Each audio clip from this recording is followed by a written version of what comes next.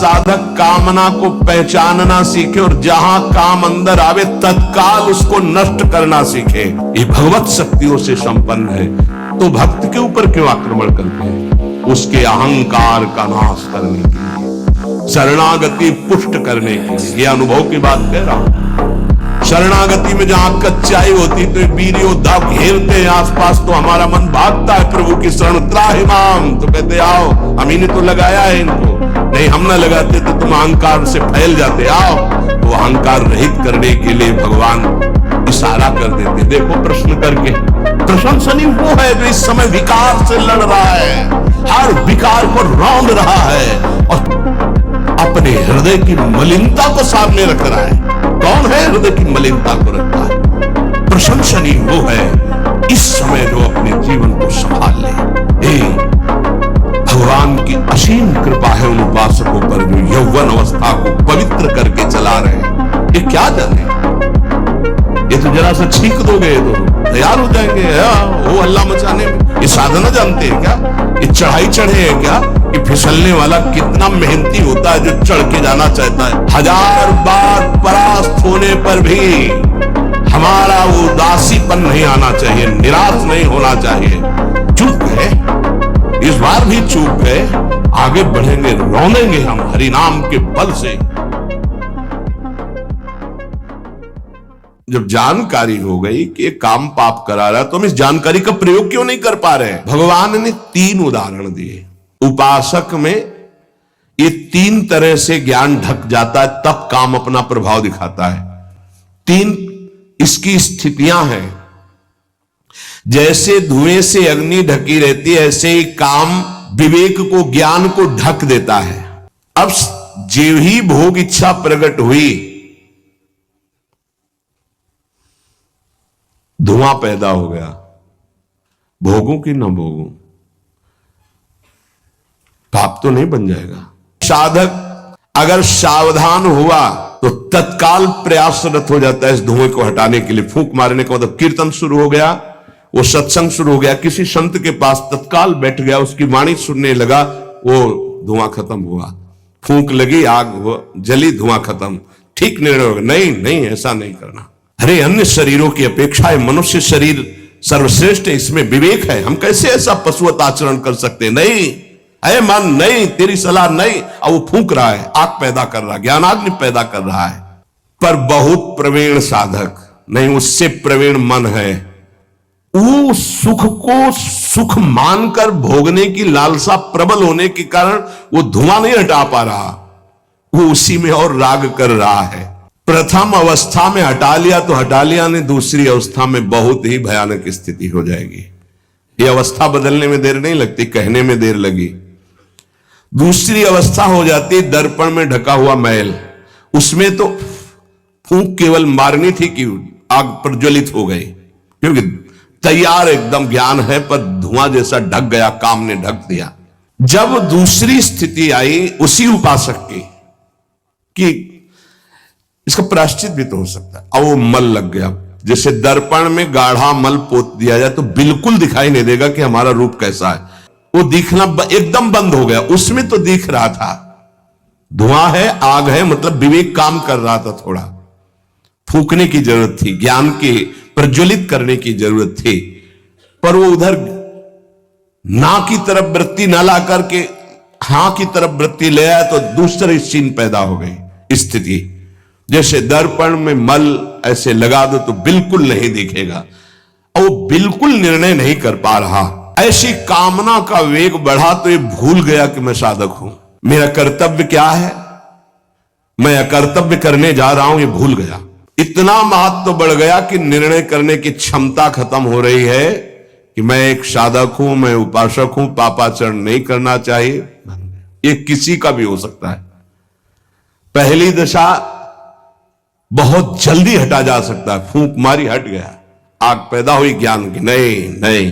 दूसरी दशा गुंजाइश है थोड़ी, उसको ऐसे पोंछना पड़ेगा, समय लगेगा, पोंछना पड़ेगा, तब दिखाई नहीं नहीं। तीसरा तमोगुण, वो विपरीत ही दिशा की तरफ ले जाएगा। क्षमता की तो बात जाने दो, वो सारी सामर्थ्य विपरीत है, जो होगा देखा जाएगा, चलो वो विपरीत दिशा की तरफ ले जाएगा। दर्पण पर मैल आने से उसको हटाने की गुंजाइश है, यहां तक हटा जा सकता है, दूसरी स्थिति तक, पर दूसरी स्थिति बहुत कठिन है। हटने की स्थिति अब खत्म हो चुकी, लगभग पर हटा जा सकता है, लेकिन तीसरी में तो हटा ही नहीं जा सकता। जैसे झिल्ली से ढके गर्भ का ये पता ही नहीं है कि बच्चा है कि बच्ची है, ऐसे तृतीय अवस्था में ये पता ही नहीं रहता मैं गलत कर रहा हूं या गलत करने जा रहा हूं। विवेक ही काम नहीं करता, वो उसे सुख और अपना जीवन मान लेता है। अगर उस कामना में बाधा पड़ी तो तमोगुण की वृत्ति बढ़ जाती है और क्रोध पैदा हो जाता है। क्रोध जब अपना स्वरूप धारण करता है तो हिंसा पैदा कर देता है, सम्मोह पैदा कर देता है। सम्मोह स्मृति का नाश किया और बुद्धि भ्रष्ट हुई, नष्ट हो गया साधक। पशुवत, एकदम पशु। अब उसमें जब वाणी खुलेगी तो झूठ, आचरण होंगे तो कपट, व्यवहार होगा तो बेईमानी, कर्म होगा तो अन्याय और पाप, गुस्सा आएगी तो अत्याचार, हिंसा, इसके सिवा कुछ नहीं। ये बात समझने की है, थोड़ा कड़वाहट जरूर है कि हम सब तत्काल भगवान को दोष देने लगते हैं, लेकिन भगवान चीख चीख के वर्णन कर रहे हैं, ऐसा मत करो इसका परिणाम ये है, ऐसा करो इसका परिणाम ये है। तो जो कह रहे हैं करो वो तो हम कर नहीं रहे, जो कह रहे हैं नहीं करो वो हम कर रहे हैं, तो उसका जब परिणाम आता है तो हम भगवान को कोसते हैं। कामना में तदाकार ना होने पावे तब तक बचा जा सकता है। जहां तैयारी बनी सुख भोग की और राजी हो आपने दस्तखत कर दिए, अब आपको भगवान ही बचा सकते हैं, दूसरा कोई नहीं। उस समय भगवान ही कोई ऐसी लीला कर दे तो बच सकते हो, अन्यथा नहीं बच सकते। तदाकार होना साधक का सर्वनाश हो जाना है। काम में तदाकार होना, 1 2 4 बार अगर आप ऐसी अवहेलना करेंगे तो आपका साथ देगा आपका हृदय और जलेगा, धिक्कार करेगा, बार बार कहेगा गलत है, कान पकड़ेगा, अब की बात नहीं। आगे बढ़ गए, ज्यादा मलिन हृदय हो गया तो आनंदित हर्षित होने लगेगा, आज ये भोगा कल वो भोगूंगा, और वो पापाचरण में हर्षित होकर आगे बढ़ जाता है। ये बहुत बुरी स्थिति होती है। जब तक साधक का हृदय धिक्कार देता है तब तक तो निकलने के चांस रहते हैं कि गलती को गलती मानता है और बार बार कहता है अब नहीं करूंगा। वो विवश होकर गलती हो रही पर वो कह रहा नहीं करो, ये निकल जाएगा, आज नहीं तो कल निकल जाएगा। लेकिन जो राजी हो गया है, जिसने इस महान पाप को अवगुण को गुण मान लिया है, निकलने की संभावना नहीं, क्योंकि तदाकार होकर उसी में लग गया है। परमार्थ का रुचि रखने वाला साधक कामना को पहचानना सीखे और जहां काम अंदर आवे तत्काल उसको नष्ट करना सीखे। नष्ट करने का उपाय है नाम कीर्तन, भगवत गुणगानवाद, सत्संग, श्रवण। किसी संत के समीप तत्काल बैठ जाओ, किसी साधक के समीप, और चर्चा करने लगो, काम की नहीं, भगवत चर्चा।